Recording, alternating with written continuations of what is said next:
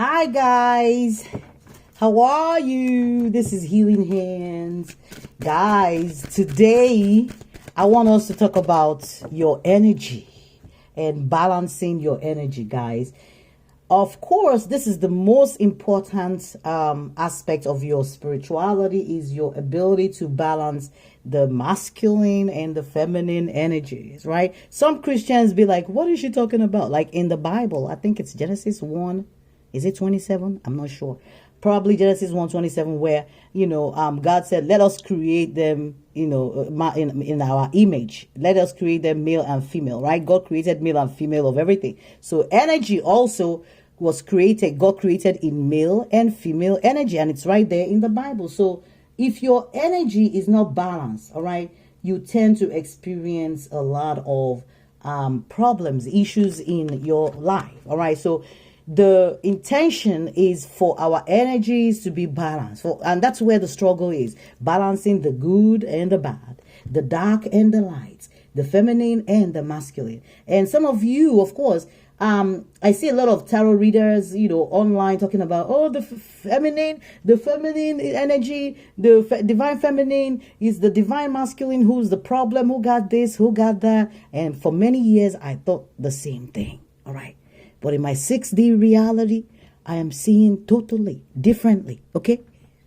I'm seeing clearer, guys. And I'll tell you guys, I'll share what I'm seeing with you guys, right? So the masculine energy is the light.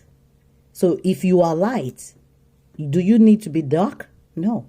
So the masculine energy is all about light. It symbolizes the sunlight, that active force, right? It's all about patriarchy. It's about aggression. It's about the earth. It's about using our logic. It can be about fear also, right? And rigidity, and somebody who is thought central and thought focused, right?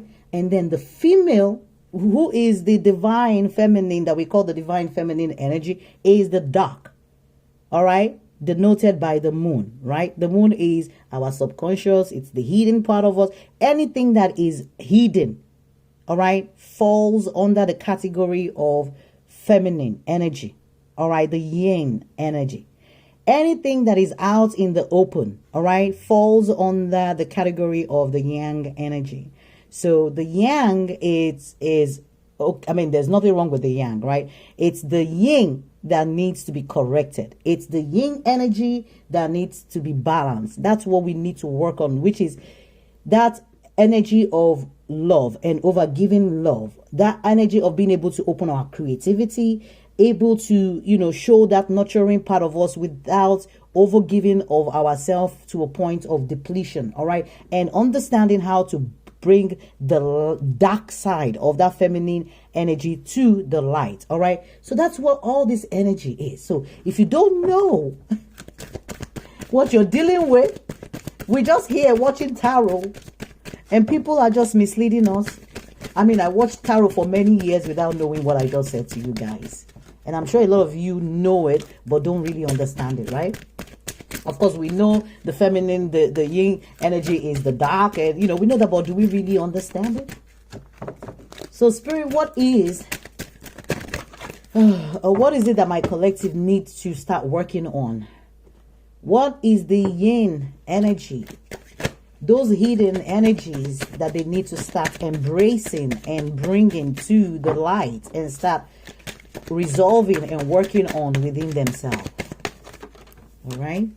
There's an energy here of, it says fusion and magic. And I'm getting the energy of a lot of my collective, I guess. A lot of you out there relying on spell work, on magic, and believing in all that. Some of you, I feel like, are exploring the fourth dimension, and doing a lot of knowledge, getting a lot of esoteric and occultic knowledge. And some people are actually digging and trying to discover, magical spell work, how to conjure things up, how to spell binding. I'm hearing that too. So there is a lot of reference here to people, or the energy of being stuck in low vibrational energy, of trying to hold on to something that you should let go of. All right. So this feminine energy, the yin energy that we are picking up right here, also is touching on unconditional love. All right. And the feminine energy, like I said, is that nurturing aspect of us. It is that aspect of us that is soft, right? Yet it is cold. All right. So it's meant to be soft and cold, right? So it's that aspect of unconditional love, being able to open our heart chakra to a point where we can start loving people unconditionally. All right. So when the yin is deficient in somebody, or when somebody is experiencing deficiency of their yin energy, it will manifest in maybe like things like uneasiness. Some people have dry mouth and throats. Some people have dreams that are, disturbed sleep. Some people can suffer from mental fatigue, poor memory, anxiety, night sweating, feeling fidgety and bothered. His dizziness can also be a part of it. Emptiness can also be a part of it. So you want to make sure that you're not dwelling in all those low energy, right? So you want to tap into your heart chakra and figure a way to tear open your heart chakra so that you can, start reflecting this beautiful, beautiful energy, this feminine energy of yours. Okay, so let's see what else we're picking up here, Spirit. What else do they need to know at this time? There's something here about a yin energy of desperation, coming across as desperate when you shouldn't. So Spirit is calling your attention to that energy. All right. So the feminine energy, if we're not careful, it can come across as a blocked energy because it has to do with the heart sometimes, and the heart is blind, right? And the heart has a lot to do with healing, about our acceptance. It can have a lot to do with our ability to open up and express our mind. And as I said that, I just saw hive mind, and be expressive without following group mentality, and being able to speak for ourselves and not appear desperate, but be able to manifest from a place of like divine purity and not any type of manipulation. So that's an energy that some of you need to watch out for. All right. And some of you also need to watch out for energy of consulting with other people, third parties, to help you with this, help you do this. Some people are purchasing, I don't know, spell online or whatever you guys are doing online. So Spirit is calling that energy out here for somebody, okay? And some of you are on a spiritual journey. So you have to understand that anything that you do that is like a shortcut to your destination, you will get there and Spirit will be like, oh, you got here, through the wrong way. You got to go back to the start of the line. All right. And that, I feel like you don't want to end your journey. You don't want to end your journey at the, being told to go back to the back of the line. That would be a nightmare for some of you. All right. That would be a nightmare. So Spirit is like, some of you need to be very careful about where you go to get your power, your messages, your concoction, your, whatever it is that you're getting. So that might be, an energy that you need to probably watch out for, that you may be dwelling in without really knowing that you're there. And Spirit is just calling that out for somebody. Okay. All right. Let's see. Now, if you have an excess yin energy, an excess yin energy will definitely, lead somebody manifest in your reality as martyrdom. When you want to carry everybody's problem on your head, you want to be the martyr, you want to die because of, I love my child, and you want to die, and your child is doing wrong, but you don't want to help correct them. All right.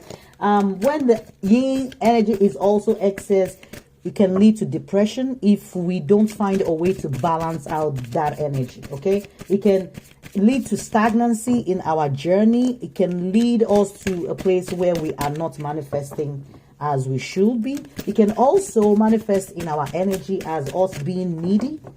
All right, or it can lead to confusion. Now, if you have an insufficient yin energy, it will come across as smothering. You know, when we smother people, or it comes across as we're smothering people, that it can indicate insufficient yin energy.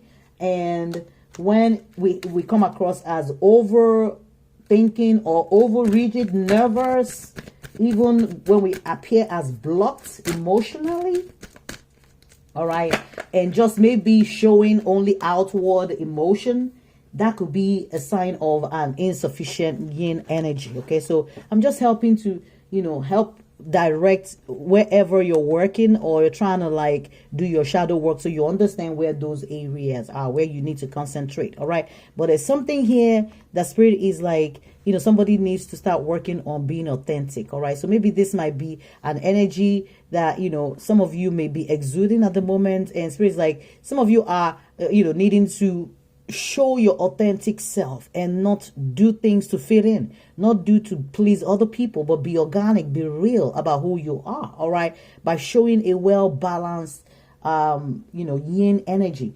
A balanced yin energy will definitely show that you have compassion. It can also show that flow. It can allow things to flow naturally. It allows for quick manifestation to happen. It's all about you being in tune with your intuition and connecting to that fountain of wisdom, and also being patient, being able to display the characteristic of patience and receptivity, and also tapping into your creative energy. All right, so because once you're locked into your intuition, you are then tapping into your creativity, right? That creative energy.